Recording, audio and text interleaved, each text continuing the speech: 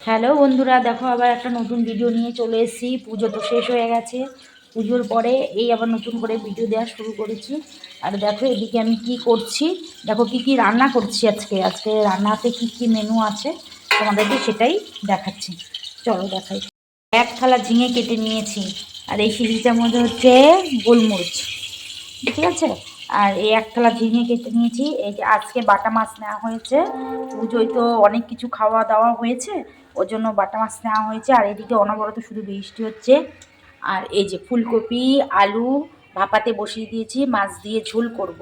আর এই যে কড়াই বসিয়ে দিয়েছি, কড়াই মাছ করে কালকে আলু ভাজা করেছিলাম রাত্রিবেলা, সেই তেলটা ছিল, সেই কড়াইটাই বসিয়ে দিয়েছি, ঠিক আছে। এবার চলো রান্নাটা করে নিই। আর এদিকে দেখো এই যে ভাতও হয়ে গেছে, ভাত কমপ্লিট হয়ে গেছে। আর এদিকে এই যে কড়াই বসিয়ে দিয়েছি, ফুলকপি আলু ভাজা। এই যে দেখো মাছগুলো দেখেছো কি সুন্দর লাগছে না। মাছ কেটে নিয়েছি, কেটে নুন হলুদ সব কিছু মাখিয়ে নিয়েছি। মাখিয়ে নিয়ে আলুটা দেখো সব কিছু মাখিয়ে নিয়েছি। মাখিয়ে নিয়ে যে কড়াই বসিয়ে দিয়েছি, অনেকটা বেলা হয়ে গেছে, এখন বাজে একটা। আর ঝিঙে দেখো এক থালা ঝিঙে নিয়েছি। এখন ঝিঙেটা কি করব সেটা বলতে পারছি না, তবে রাখলাম। বাই হয়ে গেছে আম, ফুলকপি দিয়ে আলু দিয়ে বাটা মাছ দিয়ে ঝোল। আর এদিকে ওই যে কড়াইতে হচ্ছে ঝিঙে দিয়ে মাছ দিয়ে ঝাল। এই আজকে রান্না হয়েছে।